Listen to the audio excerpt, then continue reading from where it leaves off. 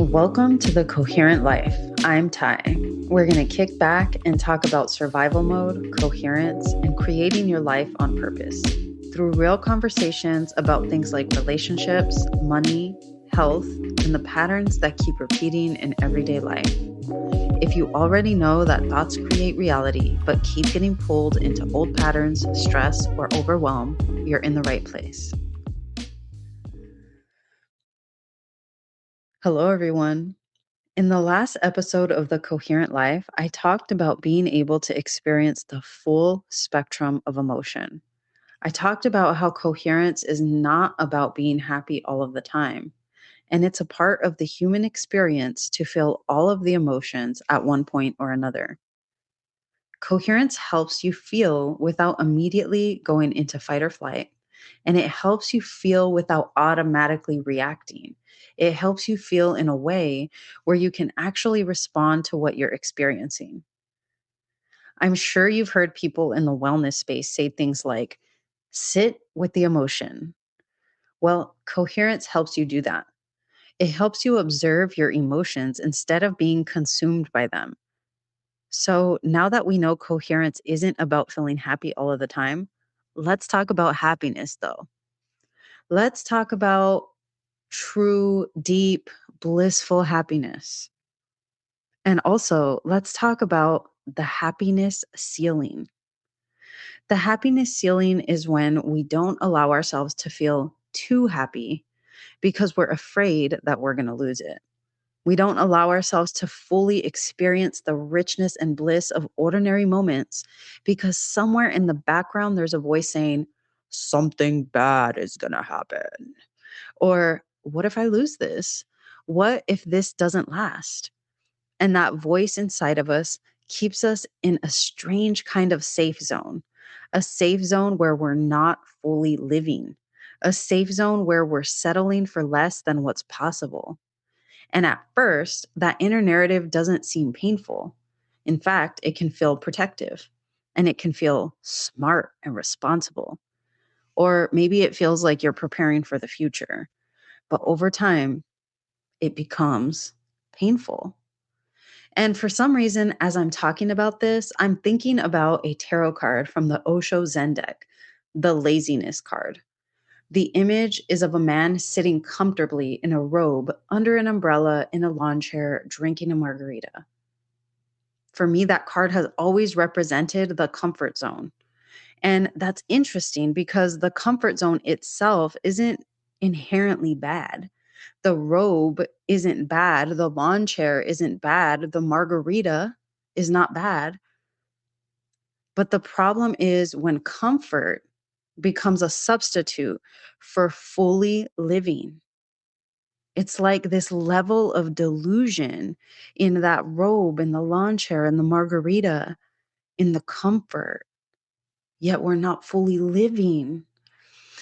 Eventually, the pain of sitting in that lawn chair day after day and ignoring the person that we want to be, it starts to seep in. And eventually, comfortable becomes uncomfortable, and settling becomes painful. And I think that's one of the ways the happiness ceiling shows up. Not because we're miserable, we're out there in our robes drinking a margarita during the day. That's not necessarily miserable,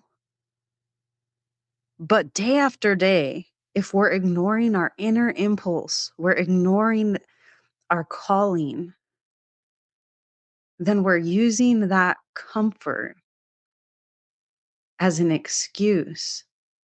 We're using that comfort and we're telling ourselves, this is good enough. This is comfortable enough. And this is satisfying enough. And so this can start to get confusing because on one end of the spectrum, you have scarcity, which is, I need more from a place of lack. And then on the other hand, you have sufficiency, which is enough. But the difference here is being radically honest with yourself. Is this enough rooted in sufficiency, or is this that delusion of comfortable enough?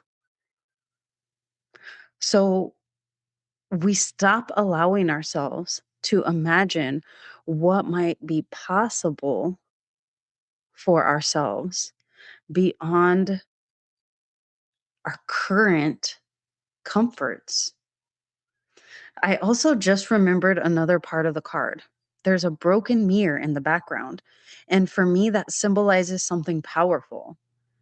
It represents the pain of not fully seeing yourself. So that's the nuance between scarcity and sufficiency when it comes to comfort. Are you seeing yourself clearly? Not seeing yourself clearly can become painful. Losing sight of your potential could be painful. And settling for less than what you know is possible for you is definitely painful.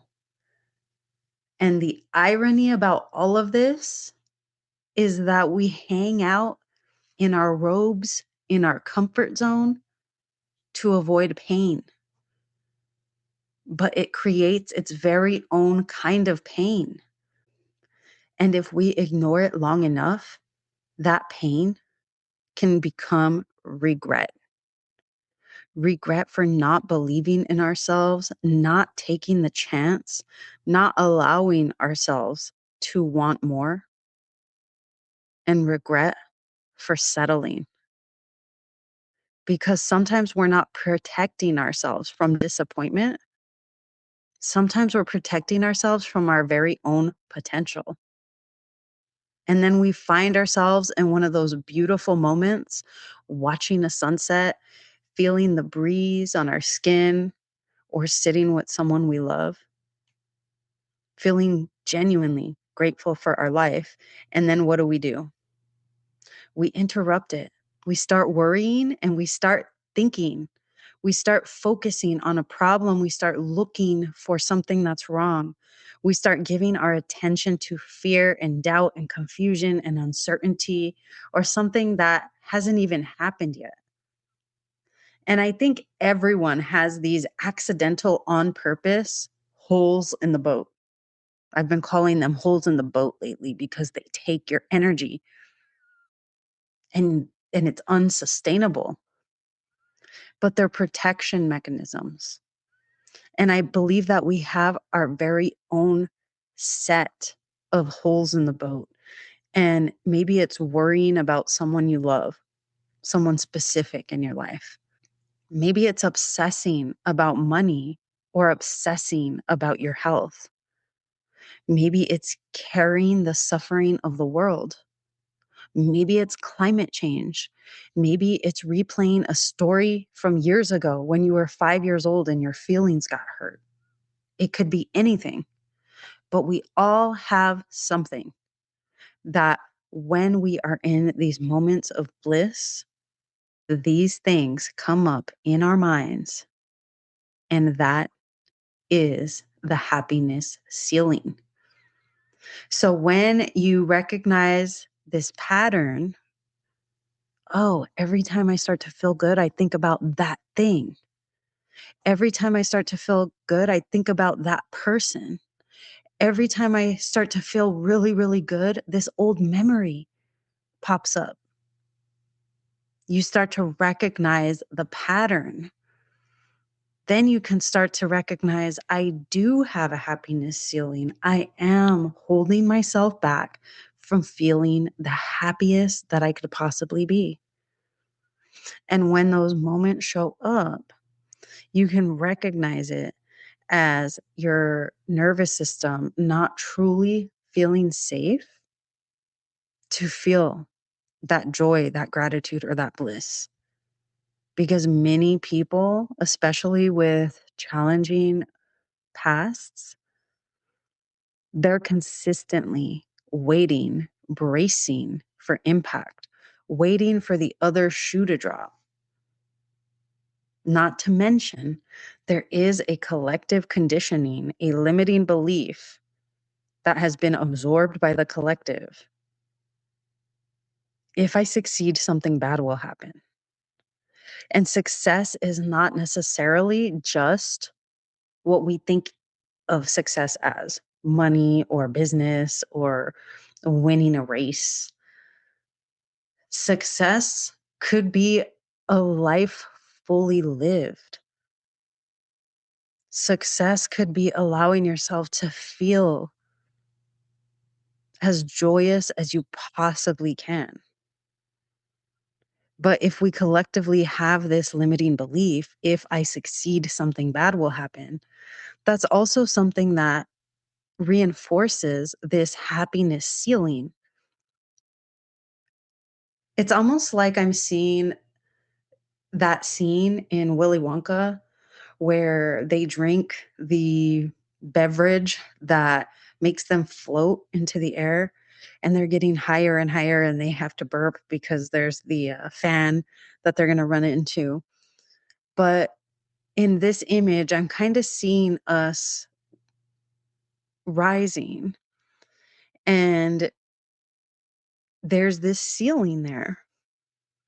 And these people that we worry about or the things that we obsess about, the problems that we seek out, that's what the ceiling is actually made of.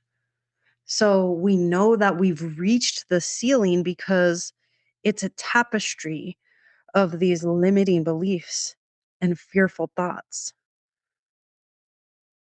And they have been put there as a protection mechanism. That's why they can feel so protective and why worrying about these people or our health could feel so productive and responsible. But here's the thing though, that's like a trap keeping you in survival mode. Thriving requires something different. It requires teaching your nervous system that it's safe to feel good, that it's safe to feel joy and peace and abundance and feel alive. And this is what another reason why coherence matters so much. Because coherence isn't only helping us stay present with difficult emotions, it's helping us stay present with the most beautiful ones too. It's helping us stop interrupting the very experiences we've been asking life to give us. So the next time you find yourself having one of those moments, a sunset, a cool breeze, a deep breath, a feeling of gratitude, a moment where life feels really, really, really, really good, notice what happens. Notice the thought that tries to pull you back down. Notice the worry, notice the problem, notice the distraction, notice the ceiling. And instead of immediately following it and allowing yourself to descend, see if you can stay just a little longer with that good feeling and see if you can show your nervous system that it's safe to be there, to feel it. See if you can show your nervous system that it's safe to thrive. All right. So listen, if this episode is resonating with you, I'd like you to consider something. Where in your life have you settled for good enough? And where have you stopped allowing yourself to want more? Because I think a lot of people are afraid of their potential. And I think they're afraid of thriving, of letting life get really good. If you suspect that this is true for you, I'd love to invite you into the Level Up Mastermind. I'm currently calling 9 more people into a year-long space for conscious creators who are ready to stop settling and start intentionally creating the lives they actually want. I'll include the link to join us in the show notes. And if you're listening and you're realizing that staying in those moments of peace and joy and gratitude and aliveness feel harder than you'd like, if you're realizing that your nervous system keeps pulling you back into worry and stress, confusion, overthinking, or survival mode, I created a 4-week Stop, Drop, Create Coherence video series to help you build the foundation of coherence in your daily life. Because the more coherent you become, the easier it is to stay present for the life you've been asking for. Go to shamantimema.com and click on the Stop, Drop, Create Coherence tab to get started.